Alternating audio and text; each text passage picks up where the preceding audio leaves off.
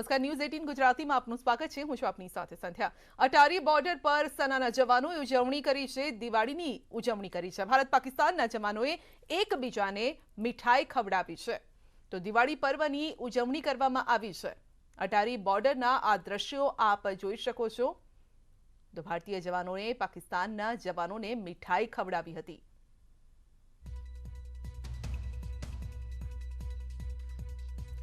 तो भाईचाराનો આ સંદેશ પણ ક્યાંક આપી રહ્યા છે જવાનો કે ભલે બંને દેશના સંબંધો બનતા બગડતા રહે, પરંતુ જવાનો દિવાળી પર્વે હંમેશા પાકિસ્તાનના જવાનોને મીઠાઈ ખવડાવતા હોય છે।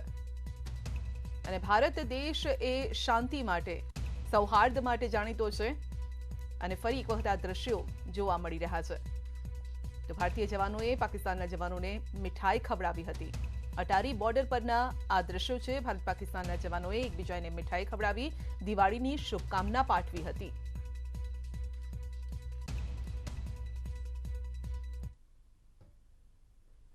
ડાકોરમાં રણછોડરાય મંદિર ખાતે દિવાળીની ધૂમ ઉજવણી કરવામાં આવી રહી છે। મંદિર પરિસર રોશનીથી, અવનવા શણગારથી સુશોભિત કરાયું છે। મોટી સંખ્યામાં શ્રદ્ધાળુઓ દિવાળી અને નવા વર્ષ પર આશીર્વાદ લેવા માટે ઉમટી રહ્યા છે।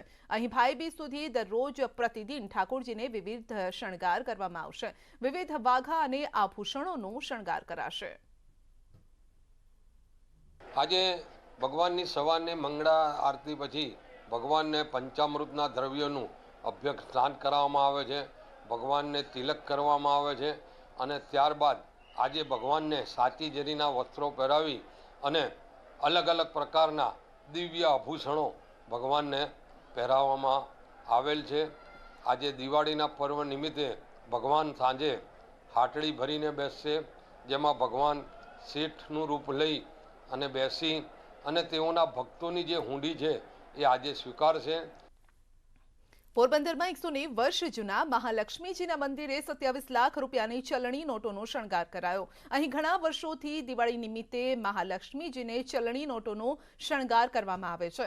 આ વર્ષે 1 રૂપિયાથી લઈ અને 2000 સુધીની ચલણી નોટોનો શણગાર કરાયો અને જેના દર્શન માટે મોટી સંખ્યામાં દર્શનાર્થીઓ ઉમટ્યા। પરંપરા પ્રમાણે સવારે ખારવા સમાજના 51 દંપતીએ ગણેશજી અને મહાલક્ષ્મીની પૂજા અર્ચના કરી।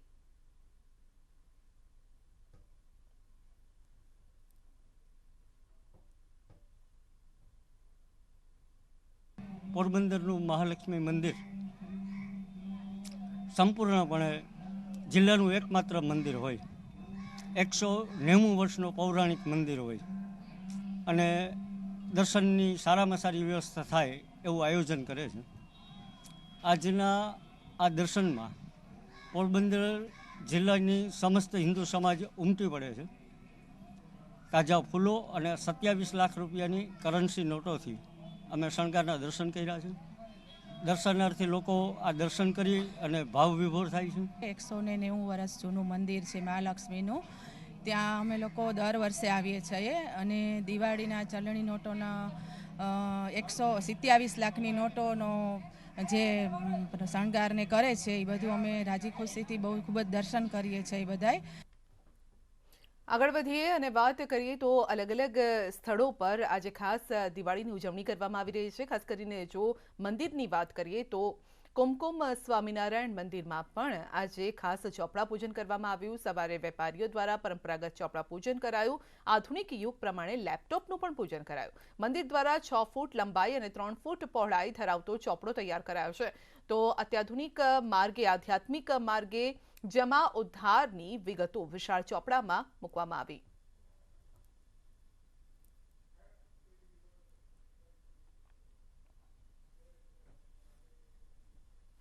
યાત્રાધામ બહુચરાજીમાં માં બહુચરને સોનાનું શણગાર અને થાળ ધરાવાયો હતો। તો ખાસ કરીને ગાયકવાડ સમયથી એટલે કે 450 વર્ષથી દિવાળી અને નવા વર્ષ પર માતાજીને 1.5 કિલોગ્રામ વજનના થાળમાં રાજભોગ ધરાવાય છે। તો માતાજીને આકર્ષક આભૂષણોનો પણ શણગાર કરાયો હતો। આ વિશેષ રાજભોગના દર્શન માટે મોટી સંખ્યામાં અહીં ભક્તો પણ ઉમટી પડે છે। માનાજીરાવ ગાયકવાડ તરફથી માતાજીને સોનાના અનેક આભૂષણો તથા સોનાના ભાષણો દાનમાં આપવામાં આવેલા છે। વર્ષમાં ફક્ત 2 દિવસ દિવાળી અને બેસતા વર્ષે સવારે 10:30 વાગે માતાજીને સોનાના વાસણોમાં રાજભોગ થાળ જમાડવામાં આવતો હોય છે. આજે અનેક ભક્તોએ સોનાના વાસણોમાં રાજભોગ થાળમાં જે માતાજીને ધરાવવામાં આવ્યો છે તેના દર્શન અનેક ભક્તોએ આજે કર્યા છે.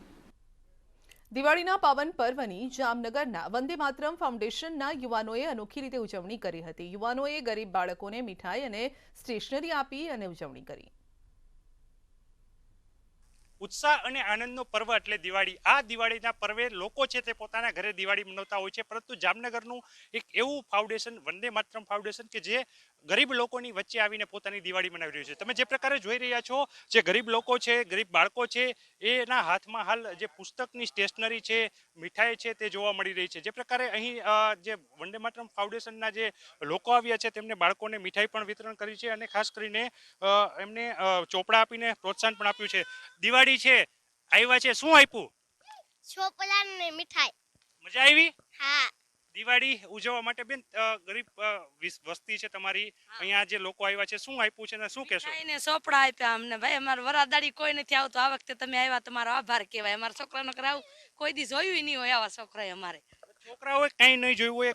બહુ મોટી વાત કરી. જે બાળકો છે તે બાળકોની ખુશી જોવા મળી છે તેના ચહેરા ઉપર. ખાસ કરીને તમારા જે પ્રયાસ છે તે પ્રયાસ થકી ગરીબ વસ્તીમાં તમે આવીને દિવાળી મનાવી છે, શું કહેશો? શિક્ષણ છે ને કોઈ પણ રાષ્ટ્રની પ્રગતિ માટે પાયો ગણાય છે. તો આજે દિવાળીના પાવન પર્વ નિમિત્તે આ પાયાને મજબૂત કરવાના લક્ષ્ય સાથે વંદે માતરમ ફાઉન્ડેશન દ્વારા આ જરૂરિયાતમંદ વર્ગના બાળકોને પુસ્તકો, વિવિધ સ્ટેશનરી આઇટમના સેટ, મીણિયા કલર અને મીઠાઈ આપી અને પ્રોત્સાહન આપેલ છે કે તેઓ ભણતર તરફ વળે. જેથી અને વંદે માતરમ ફાઉન્ડેશન આમના સારા ભણતર માટે આગળ પણ કાર્યરત રહેશે. જે પ્રકારે વાત કરવામાં આવી, વંદે માતરમ ફાઉન્ડેશન દ્વારા ગરીબ વસ્તીમાં દિવાળીની ઉજવણી કરવામાં આવી છે અને ખાસ કરીને શિક્ષણ માટે પણ પ્રોત્સાહન આપવામાં આવે તે માટે સ્ટેશનરી અને મીણિયા કલરની સાથે મીઠાઈ આપી અને ગરીબ વસ્તીમાં દિવાળીની અનોખી ઉજવણી કરવામાં આવી છે. કિંજલ કારસરિયા, ન્યૂઝ 18 ગુજરાતી, જામનગર. દિવાળીના તહેવાર નિમિત્તે સાબરકાંઠાના વડાલીના ગામમાં લોકોએ સ્મશાનમાં જઈને ઉજવણી કરી. સ્મશાનને દીવડાઓથી શણગાર્યું હતું, ભગવાનની આરતી કરી હતી અને ઉજવણી કરી. વર્ષથી વડાલી નગરના લોકો અહીં સ્મશાનમાં આવી અને દીપોત્સવ અને મહાઆરતીનો લાભ લે છે. કોઈ દિવસ અમે આ 18 વર્ષથી આવીએ ને તો કોઈ દિવસ સામાન્ય દિવસ હોય ને તો કોઈ દિવસ દર્દ નથી લાગતું. અમે વારંવાર અહીં આવીએ. પ્રધાનમંત્રી નરેન્દ્ર મોદીએ જમ્મુ કાશ્મીરના નૌશેરામાં જવાનો સાથે દિવાળીની ઉજવણી કરી હતી. દેશની સુરક્ષામાં તૈનાત જવાનો વચ્ચે પહોંચી અને પ્રધાનમંત્રીએ તેમને મીઠાઈ ખવડાવી દિવાળીની ઉજવણી કરી. જવાનોને સંબોધન કરતા પીએમએ કહ્યું કે હું અહીં એક પ્રધાનમંત્રી તરીકે નહીં પરંતુ પરિવારના એક સભ્ય તરીકે આવ્યો છું. હું ગુજરાતમાં મુખ્યમંત્રી હતો ત્યારથી જ હંમેશા સરહદ પર દિવાળીની ઉજવણી કરતો રહ્યો છું. પોતાના સંબોધનમાં પ્રધાનમંત્રીએ સર્જિકલ સ્ટ્રાઇકનો પણ ઉલ્લેખ કર્યો અને સૈન્યના પરાક્રમની પ્રશંસા કરી.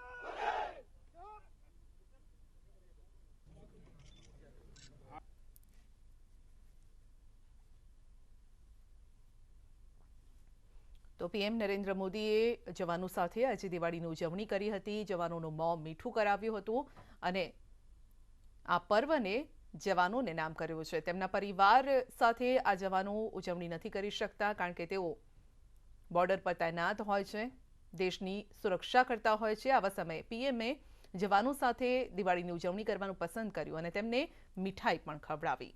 પ્રધાનમંત્રી નરેન્દ્ર મોદી આજે રાજૌરીના નૌશેરા સેક્ટરમાં ભારતીય સેનાના જવાનો સાથે દિવાળીની ઉજવણી કરવા માટે પહોંચ્યા હતા અને ત્યારે ગયા વર્ષે પ્રધાનમંત્રીએ રાજસ્થાનની જૈસલમેર સરહદે જવાનો સાથે દિવાળીની ઉજવણી કરી હતી. પ્રધાનમંત્રી નરેન્દ્ર મોદી શપથ લીધા બાદથી અત્યાર સુધીમાં 7 વખત સરહદ પર જવાનો સાથે દિવાળીની ઉજવણી કરી ચૂક્યા છે.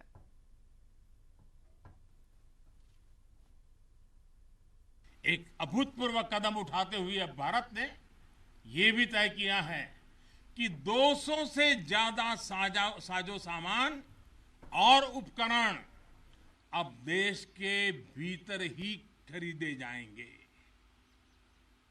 आत्मनिर्भर भारत का यही तो संकल्प है. अगले कुछ महीनों में इसमें और सामान जुड़ने वाले हैं. देश को आत्मनिर्भर बनाने वाली ये पॉजिटिव लिस्ट और लंबी हो जाएगी. इससे देश का डिफेंस सेक्टर मजबूत होगा, नए नए हथियारों उपकरणों के निर्माण के लिए निवेश बढ़ेगा. साथियों, आज हमारे देश के भीतर अर्जुन टैंक बन रहे हैं, तेजस जैसे अत्याधुनिक लाइट कॉम्पैक्ट एयरक्राफ्ट बन रहे हैं. अभी विजयादशमी के दिन 7 नई डिफेंस कंपनियों को भी राष्ट्र को समर्पित किया गया है। हमारी जो ऑर्डिनेंस फैक्ट्रीज थी वो अब स्पेशलाइज्ड सेक्टर में आधुनिक रक्षा उपकरण बनाएगी। आज हमारा प्राइवेट सेक्टर भी राष्ट्र रक्षा के संकल्प का सारथी बन रहा है। आज का भारत अपनी शक्तियों को लेकर भी सजग है और अपने संसाधनों को लेकर भी। दुर्भाग्य से पहले हमारे देश में सेना से जुड़े संसाधनों के लिए ये मान लिया गया था कि हमें जो कुछ भी मिलेगा विदेशों से ही मिलेगा। हमें टेक्नोलॉजी के मामले में झुकना पड़ता था, ज्यादा पैसे खर्च करने पड़ते थे। नए हथियार, नए उपकरण खरीदने होते थे तो प्रक्रिया सालों साल चलती रहती थी। यानी एक अफसर फाइल शुरू करें, वो रिटायर हो जाए, तब तक भी चीज नहीं पहुंचती थी। ऐसा ही कालखंड था। नतीजा ये कि जरूरत के समय हथियार फिर आपाधापी में खरीदे जाते थे। यहां तक कि स्पेयर पार्ट्स के लिए भी हम दूसरे देशों पर निर्भर रहते थे। डिफेंस सेक्टर में आत्मनिर्भरता का संकल्प उन पुरानी स्थितियों को बदलने का एक सशक्त मार्ग है। देश के रक्षा खर्च के लिए जो बजट होता है, अब उसका करीब 65% देश के भीतर ही खरीदी पर खर्च हो रहा है। हमारे देश ये सब कर सकता है, करके दिखाया है।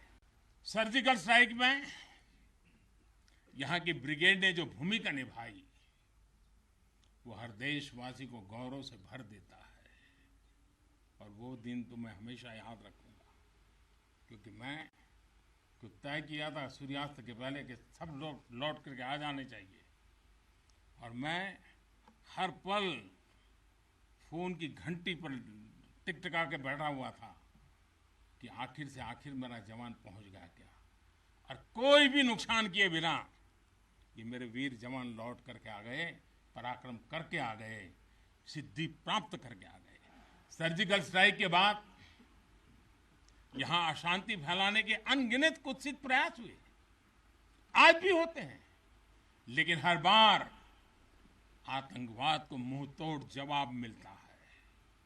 असत्य और अन्याय के खिलाफ इस धरती में एक स्वाभाविक प्रेरणा है। देश के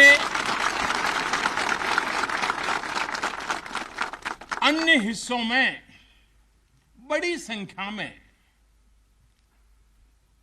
लोग आज दिवाली का जब दूसरा दिन होता है तो नववर्ष की भी शुरुआत करते हैं। और हमारे यहाँ तो हिसाब किताब भी दिवाली से पूरा होता है और दिवाली के दूसरे दिन से शुरू होता है। खास करके गुजरात में कल नया साल होता है। तो मैं आज नौशेरा की इस वीर भूमि से गुजरात के लोगों को भी और जहाँ जहाँ नववर्ष मनाते उन सबको भी अनेक अनेक मंगल कामनाएं उनके लिए देता हूँ। मुझे आज दो ऐसे महापुरुषों के आशीर्वाद प्राप्त करने का सौभाग्य मिला। मेरे जीवन में एक प्रकार से अनमोल विरासत है। मुझे आशीर्वाद मिले श्री बलदेव सिंह और श्री बसंत सिंह जी। ये दोनों महापुरुष बाल्यकाल में मां भारती की रक्षा के लिए फौज के साथ कंधे से कंधा मिलाकर के साधनों के अभाव के बीच भी, और जब मैं आज सुन रहा था उनको, वही जज्बा था जी, वही मिजाज था। और वर्णन ऐसे कर रहे थे जैसे आज ही अभी से लड़ाई का मैदान से आए हैं। मैं यहां नौशेरा की पवित्र भूमि पर उतरा, यहां की मिट्टी का स्पर्श किया तो एक अलग ही भावना, एक अलग ही रोमांच से मेरा मन भर गया। यहां का इतिहास भारतीय सेना की वीरता का जयघोष करता है। हर चोटी से उस जय घोष सुनाई देता है। यहां का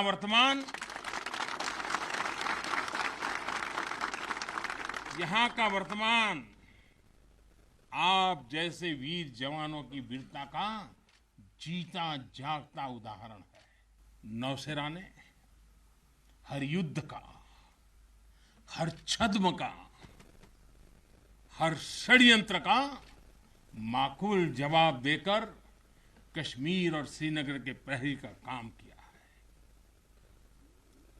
आजादी के तुरंत बाद ही दुश्मनों ने इस पर नजर घड़ा करके रखी हुई थी।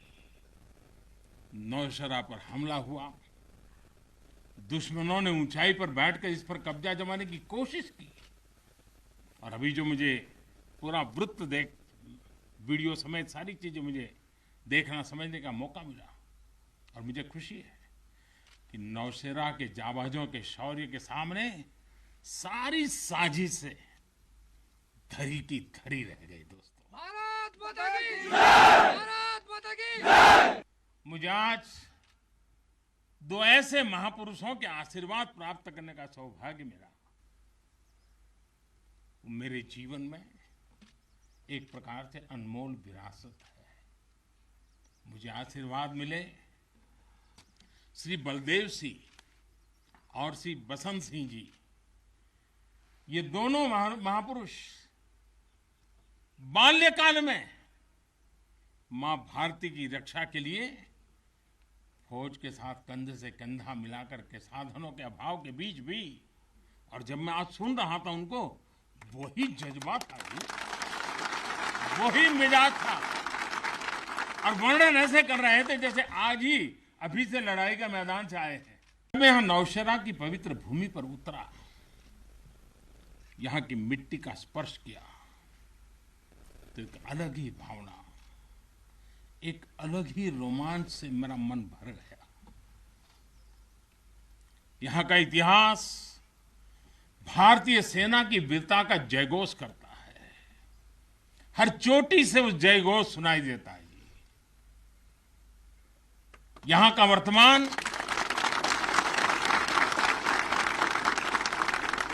वर्तमान आप जैसे वीर जवानों की वीरता का जीता जागता उदाहरण है।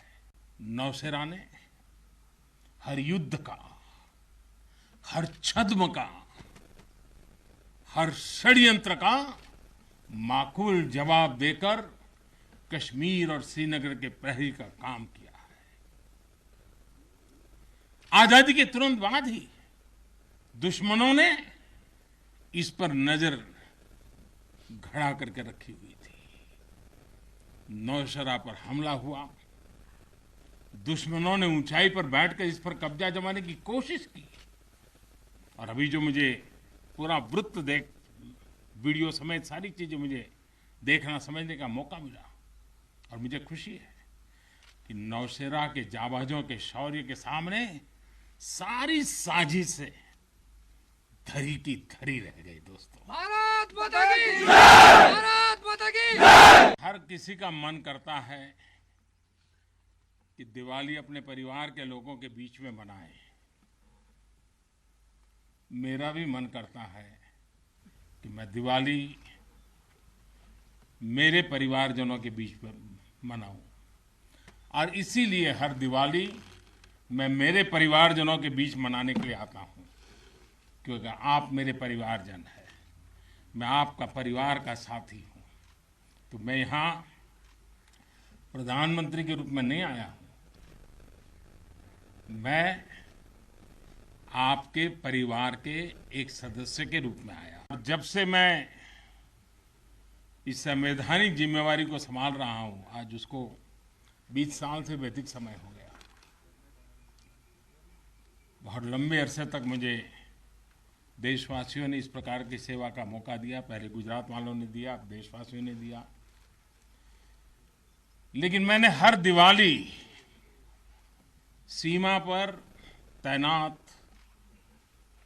आप मेरे परिवारजनों के बीच बिताई। लेकिन मैं अकेला नहीं आया हूं, मैं मेरे साथ 130 करोड़ देशवासियों के आशीर्वाद आपको लेकर के आया हूं। ढेर सारा आशीर्वाद लेकर के आया हूं आपके लिए। आज शाम को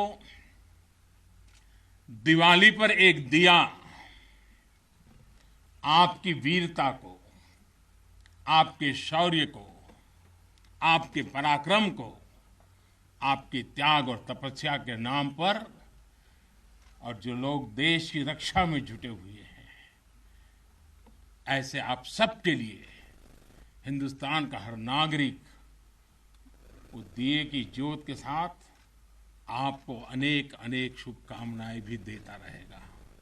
બ્રેક બાદ આપનું સ્વાગત છે। આઝાદીના અમૃત મહોત્સવની સાથે જ દેશમાં દૂધ ક્રાંતિ લાવનારી અમૂલ બ્રાન્ડ પણ પોતાની 75મી વર્ષગાંઠનો જશ્ન મનાવી રહી છે। આના તાકે આવો જણાવીએ આપને કે અમૂલે સમય સમય પોતાની વાત દેશ વિદેશમાં કેવી રીતે સંપૂર્ણ સફળતા સાથે પહોંચાડી છે। અમૂલે અનોખા અંદાજમાં પોતાની પ્રોડક્ટ્સની જાણકારી લોકો સુધી પહોંચાડી છે અને અમૂલની દરેક જાહેરાત નવી કહાની કહે છે। અમૂલની કોશિશ રહે છે કે તે પોતાની વાત અનોખા અને રસપ્રદ અંદાજમાં તમારા સુધી પહોંચાડે। આવો જોઈએ અમૂલની એક અમૂલ્ય કહાની।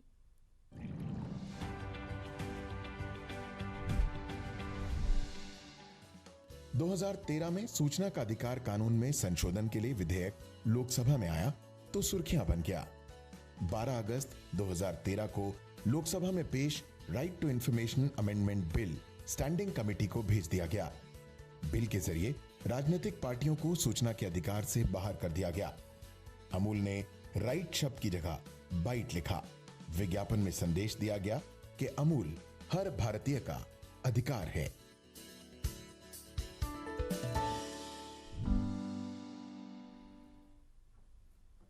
સો કરોડ રસીકરણનો લક્ષ્યાંક આપણે પ્રાપ્ત કર્યો છે અને જેને હવે એક અઠવાડિયું વીતી પણ ગયું છે, પરંતુ આ યાદ રાખવું જરૂરી છે કે આપણો કોરોનાને નાબૂદ કરવાનો સંકલ્પ હજુ પૂરો નથી થયો ને એટલે જ પ્રધાનમંત્રી મોદી દેશમાં ચાલી રહેલા રસીકરણ અભિયાન પર ચાંપતી નજર રાખી રહ્યા છે। બુધવારે પણ વિદેશ પ્રવાસ પરથી પરત ફર્યા બાદ થોડા જ સમયમાં પીએમએ કોરોના રસીકરણની પાછળ રહેલા જિલ્લાઓની સ્થિતિની સમીક્ષા કરી।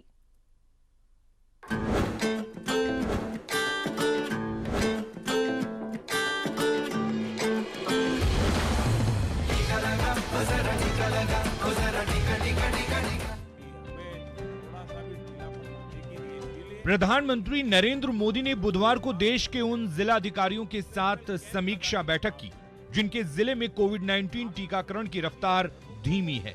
पीएम की इस समीक्षा बैठक में खास तौर पर उन जिलों को शामिल किया गया जहां कोरोना टीका के पहले डोज की कवरेज 50% से कम और दूसरे डोज की इससे भी कम है।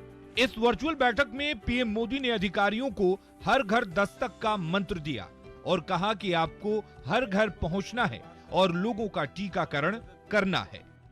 हर घर दस्तक, इसी मंत्र के साथ हर उस घर में दस्तक दी जाएगी जहां अभी तक दोनों टीके का संपूर्ण सुरक्षा कवच नहीं मिला।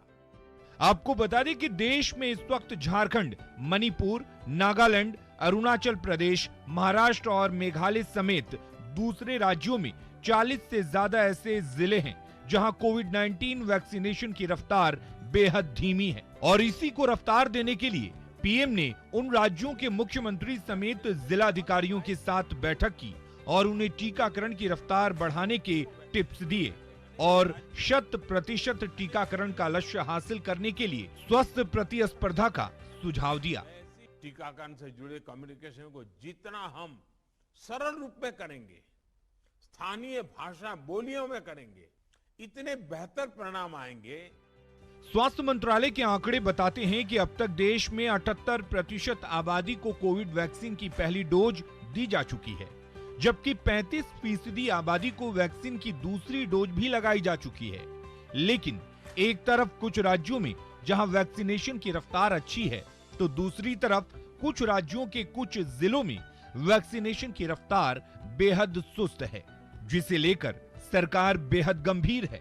बहरहाल उम्मीद है पीएम मोदी की सलाह का असर टीकाकरण अभियान में पिछड़े जिलों के अधिकारियों पर पड़ेगा और कोरोना की तीसरी लहर का कहर टूटने से पहले भारत 100% टीकाकरण के लक्ष्य को हासिल कर लेगा। Bureau report, news 18 network.